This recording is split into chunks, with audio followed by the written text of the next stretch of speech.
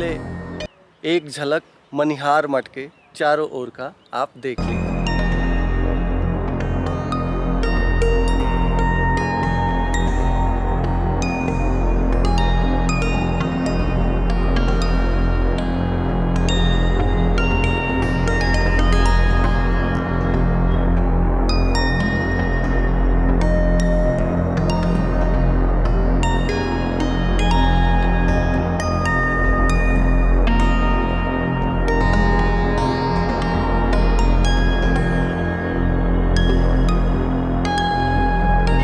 Welcome, सुस्वागतम और इस्तकबाल है आप सबों का आपके अपने YouTube चैनल मगध रोलिंग में।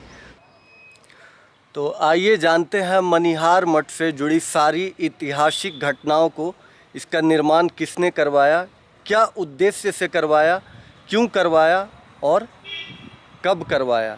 वैसे कहा जाता है कि ये मनिहार मठ महाभारत कालीन ही है, मगर कई लोग ये विश्वास नहीं करते हैं कि वाकई में बिहार में ऐसी भी कई धरोहरें हैं जिनका विश्व स्तर पर बहुत ही महत्व है, मगर लोग उससे अवगत नहीं होने के कारण उसका महत्व जान नहीं पाते हैं। तो आइए आज इसके बारे में हमें कुछ बातें बताएंगे। हाँ, तो गिरानी जी आपका स्वागत है। नमस्कार। हाँ, तो इसका ऐसा नाम क्यों है मनिहार मठ? ये मनिहार मठ इसका नाम इसलिए पड़ा है कि यहाँ का राजा महाराजा जो रहते थे पहले, तो यहाँ तक्षक नाग, इच्छाधारी नाग, पहले यहाँ का बोला जाता है ये मनिहार मठ मणि धारण करने वाला सर्प का यहाँ स्थान था। उसके बाद यहाँ राजा महाराजा ये मंदिर बनवाए चारों तरफ जो सर्प से संबंधित। कौन से राजा बनवाया? ये जरासंध का जमाना का बना हुआ। जरासंध का पिताजी पहले जरासंध यानी कि हाँ। मगध में राजवंश की जब स्थापना हुई थी राजा वृहद्रथ के द्वारा, हाँ। और वृहद्रथ के ही संतान थे जरासंध। उसके बाद फिर यहाँ का राजा सरेनिक महाराज भी थे और शालिभद्र धन्ना सेठ थे, जैन धर्म का बोला जाता है। हाँ, जी, तो जी। सरेनिक महाराज का जमाना में भी यहाँ जैन धर्म में इसे बोला जाता है शालिभद्र के कुआं माता पद्मा देवी का मंदिर जो सर्प से संबंधित रहते थे। ऐसे हम लोग पारसनाथ भगवान विष्णु भगवान से जो सर्प से लपेटा हुआ मूर्ति निकला, जी, जी। जब खुदाई इसका हुआ तो मूर्ति को काफ़ी कीमती था, म्यूजियम में रखा गया। अंग्रेज़ का समय में इसे लॉर्ड कनिंघम द्वारा खुदाई किया गया था।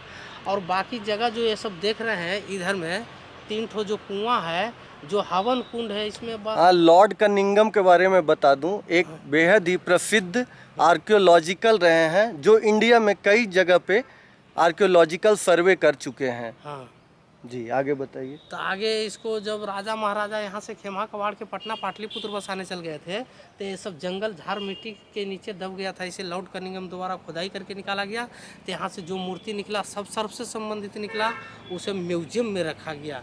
अब यहाँ स्थान बच रहा है जो ऋषि मुनि साधु महात्मा तपस्या करते थे। और एक गणेश जी का घर है इधर में, देखिए। चलिए दिखाते हैं आपको गणेश जी का निवास स्थान। यहाँ पे ऐसा कहा जाता है, गणेश भगवान का घर है और चंदन घर बोला जाता है इसको। ये जो भी आप कैमरा के सामने देख रहे हैं ये गणेश जी का, ये कभी गणेश भगवान जी का निवास स्थान माना जाता था और चंदन घर बोला जाता है, और इसे वर्तमान में चंदन घर कहा जाता है। हाँ। और आइए आगे आपको दिखाते हैं कुछ। एक ब्राह्मण देखिए यहाँ बैठ के वेद उच्चारण करते थे।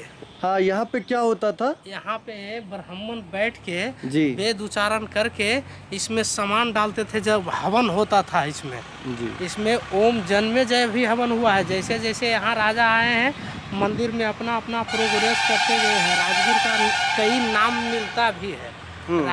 राजगीर का वैसे सबसे जो प्राचीन नाम है वो राजगीर ना होकर राजगिरी हुआ करता था। राजगिरी का शाब्दिक अर्थ है रॉयल्टी हाउस, यानी राजा महाराजाओं का निवास स्थान। इसमें देखिए हवन का सामग्री रखा। ये देखिए, ये जो आप 3 कुआं नुमा आकार का आकृति देख रहे हैं, ऐसा कहा जाता है कि जरासंध इन तीनों कुओं में हवन किया करते थे और हवन के 3 अलग अलग सामग्री तीनों अलग अलग कुओं में रखा जाता था उनके द्वारा। तो आइए बात करते हैं पहले इसका। इसमें क्या रखा रहता था पहले? इसमें रखा जाता था नाक के लिए दूध लावा रखा जाता था। हाँ, एक कुएं में नाग के लिए दूध और लावा रखा जाता था। एक में घी रखा जाता था और एक में शुद्ध घृत को रखा जाता था, यानी घी। हाँ। एक में घी रखा जाता था, और एक में इसमें कई किस्म का लकड़ियाँ, जो नवग्रह का लकड़ी भी बोला जाता है, जो हवन में काम आता है। और ये जो आखिरी कुआं देख रहे हैं यानी कि तीसरा कुआं, इसमें 9 प्रकार की लकड़ियों को रखा जाता था जो हवन के लिए विशेष रूप में उपयोग में लाया सूखा जाता नारियल था। रखा जाता था, काला तिल, अक्षत वगैरह ये सब रखा जाता था। यानी वो कि में काम हवन आता की समस्त सामग्रियां रखा जो भी हवन में उपयोग में लाया जाता था वो इसमें रखा जाता था। इधर आइए, इधर जो देख रहे हैं ये दोनों राजा रानी का बैठका है। जी, ये जो दोनों आप देख रहे हैं आसन, हाँ, एक पे राजा बैठा करते थे और एक पे मगध की महारानी महारानी बैठ के इसमें हवन करवाया करते थे। ये हवन कुंड है जी। इसमें मिट्टी के नीचे दब गया, ये हवन कुंड बना हुआ था यहाँ, लेकिन ये सब अब जगह बच रहा है।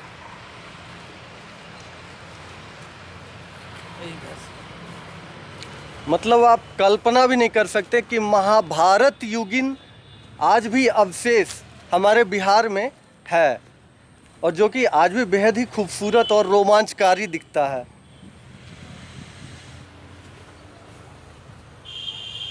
पहले अंडरग्राउंड रास्ता यहाँ से भी बताया जाता था। अच्छा, ये जो आप यहाँ पे एक दरवाजे नुमा आकार देख रहे हैं, आकृति देख रहे हैं, ऐसा कहा जाता था कि सदियों पहले यहाँ पे एक अंडरग्राउंड रास्ता हुआ करता था। ये भी रास्ता दब गया। प्रकृति का प्रकोप कहें या अच्छा रख रखाव ना कहें, जिसके कारण आज ये रास्ता विलुप्त हो गया है। और ये जो सामने आप देख रहे हैं टीले नुमा आकार का, यहाँ पे साधु और मुनि लोग बैठकर तपस्या किया करते थे। इधर में यात्री लोग भी और साधु महात्मा भी बैठ के तपस्या साधना करते थे। और ये देखिए उनके साथ साथ हुआ था, उनके साथ साथ यहाँ पे अन्य साधु और ऋषि मुनि जो भी थे वो इन जगहों पे बैठकर यहाँ पे तपस्या किया करते थे।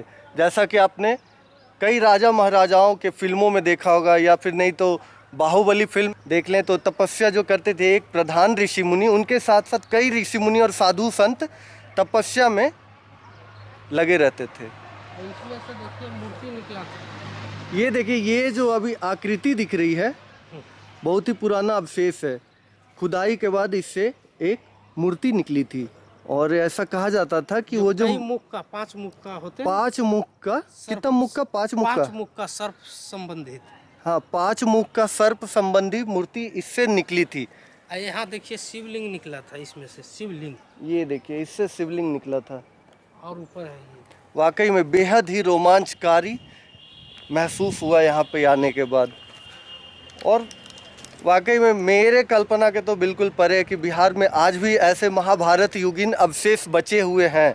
अगर आप यहाँ से देखेंगे तो आपको 5 पहाड़ का दर्शन हो। वैसे अगर मुख्य तौर पे देखा जाए तो छोटे बड़े कुल मिलाकर 7 पहाड़ हैं, मगर मुख्य तौर पे 5 पहाड़ों का ही विशेष महत्व है। ये जो सामने आप देख रहे हैं ये विपलगिरी पर्वत है। महावीर भगवान का कई समोसरण, कई भगवान का मूर्ति भी है जैन धर्म का। ये जो सामने देख रहे हैं जाता है रतनगिरी पर्वत, जो मुनि सुब्रत स्वामी, चंदा प्रभु, आदिनाथ, नेमिनाथ, शांतिनाथ का भी स्थान है। बुद्ध भगवान का इसी का बगल में गिरिधकुट पर्वत बोला जाता है। हाँ, गिरिधकुट पर्वत, जिसपे हम पिछले बार भी वीडियो बनाए थे, विश्व शांति स्तूप उसी के ऊपर स्थित है। और आगे देखिए उदयगिरी बोला जाता है, जो महावीर भगवान सवलिया। और मेरे हाथों के सामने देखिए उधर है उदयगिरी पर्वत, जो कि झाड़ियों से यहाँ नहीं दिखाई दे तो उसके लिए सॉरी। और वहीं कृष्ण भगवान जो आए थे, रथ पहिया का निशान भी है। और हाँ, रथ चक्र निशान है एक आज भी राजगीर में। और ये मेरे हाथों के ठीक सामने देखिए ये है सोनगिरी पर्वत, जो आदिनाथ भगवान के सोने का जौ का वर्षा हुआ था तो यहाँ स्वागत उनको किया गया था। और ये जो सामने देख रहे हैं वैभव गिरी पर्वत है, इसी के नीचे सोन भंडार है, और इसी के गुफा, इसी के अंदर सप्तकर्णी गुफा और ब्रह्मकुंड भी। हाँ, तो अब अंदर चलते हैं गिरानी जी। ये जो गोलनुमा आकृति का मंदिर के आकार का दिख रहा है, ये क्या है गिरानी जी, आप बताएंगे? हाँ, ये मंदिर है, वो इसी को बोलते हैं प्राचीन ऐतिहासिक मंदिर, मनियार मठ बोला जाता है। अच्छा, मनियार मठ यही है। हाँ, इसको कई नाम से बोला जाता है। मतलब ये आदमी एक रहता है, नाम कई रहता है ना। जी तो जी। इसे बंगला में कुछ बोला जाता है, बंगला में मनसा मंदिर बोलते हैं। हाँ, बंगला में मनसा मंदिर इसे कहा जाता है। बोलते हैं मनिहार मठ। बुद्ध भगवान, विदेशी लोग आते हैं तो इसे बुद्ध भगवान का भी स्थान बोलते हैं। बुद्ध भगवान का राजा बिंबिसार का साथ बुद्ध भगवान, यहाँ एक पे बुद्ध भगवान और एक पे राजा बिंबिसार यहाँ बैठ के विचार किया करते थे। इसके अंदर इसका चारों तरफ सर्प से संबंधित मूर्ति लगा हुआ था।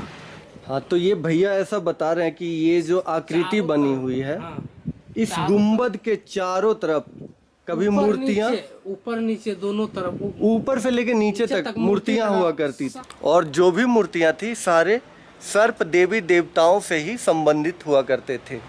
तो क्या हुआ, मूर्ति क्या हुआ, ये देखिए मूर्ति के अवशेष अभी भी देखे जा सकते हैं। हाँ, ये जो देख रहे हैं ना, यहाँ शंकर भगवान का, कार्तिक जी का, गणेश जी का और नाग का मूर्ति। यहाँ क्या था भैया पहले? 5 मुख का सर्प वाला, देखिए अभी भी थोड़ा बना हुआ है। हाँ, मूर्ति का अवशेष तो अभी भी दिख रहा है थोड़ा इसमें, बना हुआ है।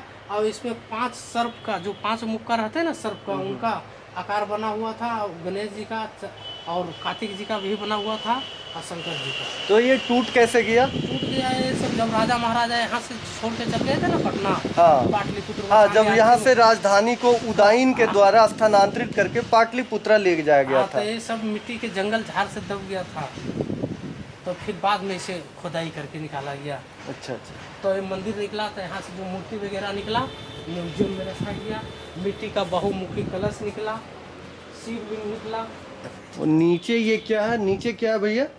इसका नीचे अंदर ग्राउंड रास्ता था, वहाँ से अभी नीचे कुछ है? अभी तो नीचे स्थान बच रहा है। नीचे चल सकते हैं? हाँ, आइए।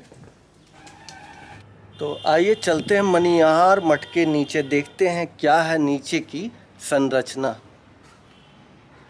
तो ये क्या है नीचे, क्या है नीचे, कुछ है क्या भैया? नीचे यहाँ वो स्थान है जहाँ महाभारत काल में यहाँ इच्छाधारी नाग, जो विष्णु भगवान से सर्प से लपेटा हुआ, हाँ। मूर्ति यहाँ था। जब वहाँ मगध की राजगिरी, मगध का राजा जरासंध का ये सब राज खत्म हो गया, तो श्रेणिक महाराज का राज में यहाँ जैन धर्म में इसे शालीभद्र के कुआं, माता पद्मा देवी का मंदिर भी बोला जाता है। जो शालीभद्र धन्ना सेठ, नगर सेठ थे, वो एक पैरों पर यहाँ कठोर तपस्या भी करते थे। इतना कठोर तपस्या किए थे कि देवलोक का सिंहासन डोल उठा था। देवलोक से 99 पेटी आन धन वस्त्र भूषण का साथ ही आया जाता था और पुनः देवलोक वापस भी चला जाता था। एक पेटी रहता था जो माता भाद्रा से ठानी गरीबों में बांट देते थे। तो वो स्थान है यहाँ, जो यहाँ से मोक्ष प्राप्त भी होता है ध्यान लगाने से। अच्छा, ऐसा भी मानना है कि कभी किसी जमाने में महाभारत युग में यहाँ पे एक विष्णु भगवान की मूर्ति हुआ करती थी, जिसमें 5 सिरों वाला सर्प होता था उसके चारों ओर, उस मूर्ति के। तो इस बात में कितना सच्चाई है? ये बात सच है क्या भैया? जी, ये 5 मुख का सर्प से संबंधित यहाँ से विष्णु भगवान का, लक्ष्मी जी का मूर्ति निकला। अच्छा, वो म्यूजियम में रखा गया अभी भी। अच्छा, आज भी वो मूर्ति है म्यूजियम में? आज भी लोग तपस्या साधना करते थे यहाँ भी।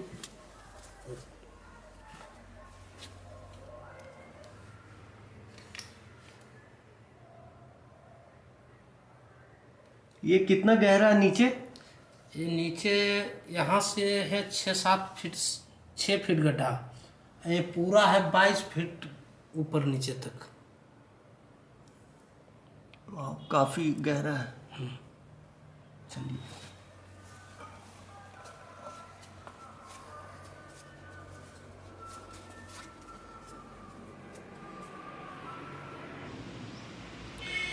वेलकम, सुस्वागतम और इस्तकबाल है आप सबों का आपके अपने YouTube चैनल मगध रोलिंग में। तो आज मैं एक बार फिर से आ गया हूँ प्राचीन मगध की धरती और वर्तमान के राजगीर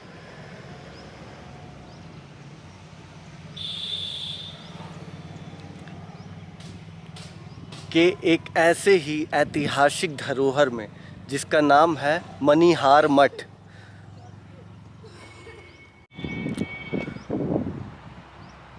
वेलकम, सुस्वागतम, इस्तकबाल है आप सबों का।